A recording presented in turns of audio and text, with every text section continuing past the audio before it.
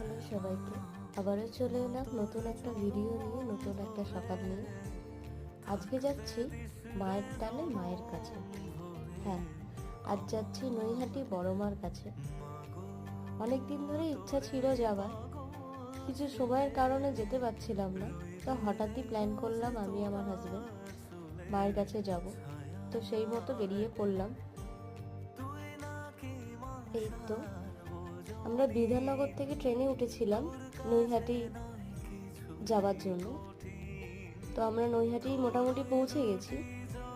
নেমেই কিছুটা হেঁটে মায়ের মন্দির। এই তো আমরা চলে এসেছি মায়ের মন্দিরে।